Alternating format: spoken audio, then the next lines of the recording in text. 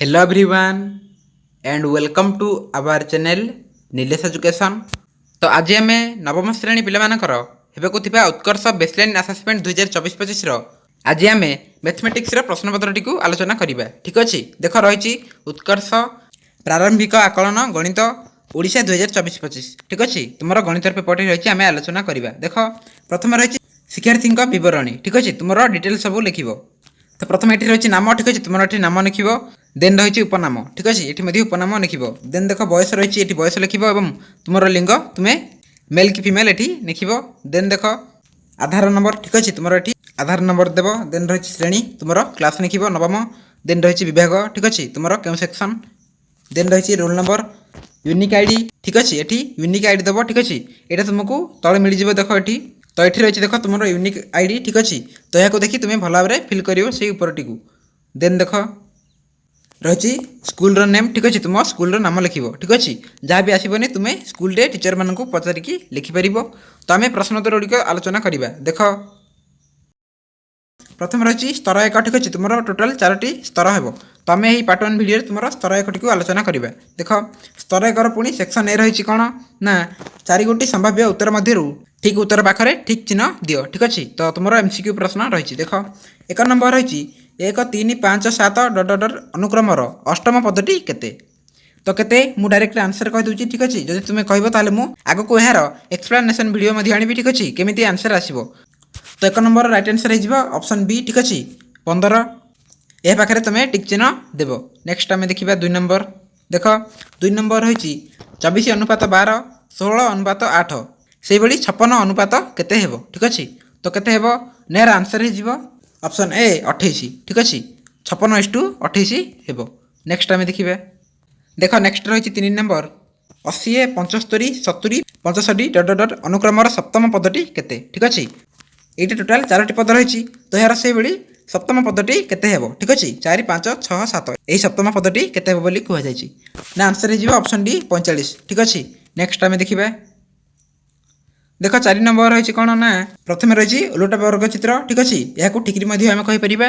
तो प्रथम ठिकरी रही देन त्रिभुज देन पुणी चतुर्भुज पुणी गोलोक पुणी आसला ठिकरी। ठीक अच्छे देन डेस्र परवर्ती चित्रटी कौन हो। ठीक अच्छे ये ठिकरी पर पुणी कौन हो आम देखिले पूर्वर। ठीक अच्छे ठिकरी पर कौन थी त्रिभुज तो ये आंसर हो त्रिभुज। ठीक अच्छे ऑप्शन सी यहाँ पूरा सहज प्रश्न तुम्हें सहजरे कर। तो 5 नंबर प्रश्न रही 17 20 23 26 डट अनुक्रमर सप्तम पदटी केते केते आसीबो ना 5 नंबर राइट आंसर हो ऑप्शन डी 35। ठीक अच्छे 35 हो राइट आंसर। नेक्स्ट आम देखा 6 नंबर। देख दत्त चित्र में केते संख्यक त्रिभुज सृष्टि होती। तो देख ये त्रिभुज रही।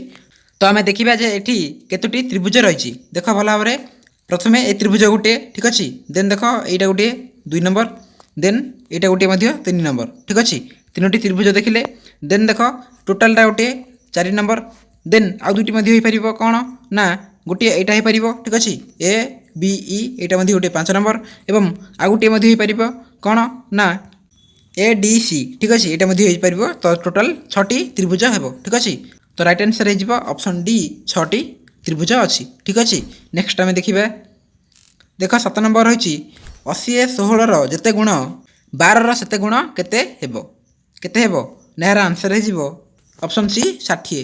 नेक्स्ट 8 नंबर देखा देख 8 नंबर रही 1 3 6 10 डट अनुक्रमर षष्ठ पद एवं सप्तम पदर समष्टि केते। ठीक अच्छे तो ए टोटाल 4टी रही। ठीक अच्छे प्रथम द्वितीय तृतीय एवं चतुर्थ पदटी रही देन पंचम षष्ठ एवं सप्तम। ठीक अच्छे तो कही कौन ना ये षष्ठ और सप्तम पदर समष्टि बा मिश्रण केते हेबो। तो केते आसीबो ना जदि आम बाहर करवा ताले आंसर हो तुम ऑप्शन बी 49। ठीक अच्छे तो राइट आंसर हो 49। नेक्स्ट आम देखा 9 नंबर। देख नेक्स्ट रही सेक्शन बी। ठीक अच्छे तो आम सेक्शन ए देखिले पूर्वर। तो सेक्शन बी रही तुम स्तर 1 रही। तो अति कम समाधान 3 कि 4 सोपान विशिष्ट होगा आवश्यक। ठीक अच्छे 3 ରୁ 4 धाड़ी लिख। ठीक अच्छे पूर्वर आम एमसीक्यू रही तुम सेक्शन ए रे सेक्शन बी रे तुमको आंसर पूरा डिटेल्स लिखा पड़ो। देख 9 नंबर रही 3 अंक विशिष्ट बृहत्तम संख्या और 2 अंक विशिष्ट बृहत्तम संख्यार अंतरफल 60 केते गुण सह सामान। तो कौन रही आंसर आम देखा। देख तो देख तुम्हें 9 नंबर आंसर कौन लिख ना लिख से 3 अंक विशिष्ट बृहत्तम संख्या सामान 999। ठीक अच्छे देन 2 अंक विशिष्ट बृहत्तम संख्याटी हूँ 99। देन कौन ना अंतरफल तो देख देयरफॉर 999 फेड़ाण 99 समान 900 ठीक अच्छे यह हूँ अंतरफल।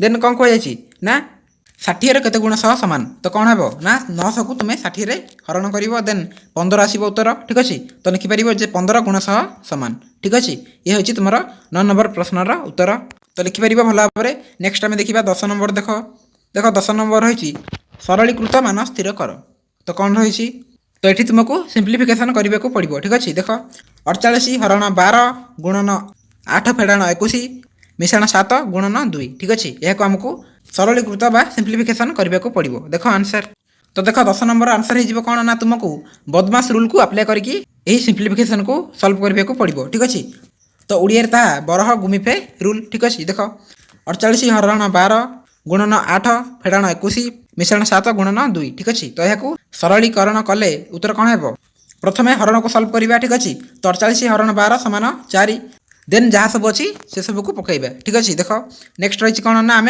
गुणन करवा तो 8 को 32 ठीक अच्छे देन जहाँ रही आम पकईदेवा। नेक्स्ट आम मिश्रण करवा ठीक अच्छे तो 21 मिश्रण 14 रत ठीक अच्छे आगुरी 32 माइनस थी तो 32 माइनस लिखिकी 7 लिख देन 32 रु 7 कले 25 हो उत्तर ठीक अच्छे ये रही तुम 10 नंबर उत्तर तो 10 नंबर उत्तर को तुम्हें ये लिखिपर ठीक अच्छे उत्तर आसो तुम 25 तुम्हें डायरेक्ट उत्तर 25 बोली लिखबनी ठीक अच्छे जहाँ भी मुझे पूर्व आंसर लिखिकी देखी तो सेमती ही तुम्हें लिख ठीक अच्छे ये 11 रही तो ये 11 उपर तुम्हें भल भाव लिख ठीक अच्छे तो ये रही तुम लेवल 1 बा स्तर 1 मैक्सिमम स्कोर रही 20 ठीक अच्छे देन देख स्कोर तुम्हें केते ऑब्टेन कल तुम्हें केते मार्क पाइले ये लिखा ठीक अच्छे तो आम यही पार्ट 1 वीडियो लेवल 1 को आलोचना कले ठीक अच्छे नेक्स्ट आम लेवल 2 3 एवं 4 आगू को आनिबा ठीक अच्छे तो चैनल सहित जोड़ी हुई रही था चैनल को सब्सक्राइब करके रखी था तो वीडियो को एंड करिबा थैंक यू ऑल।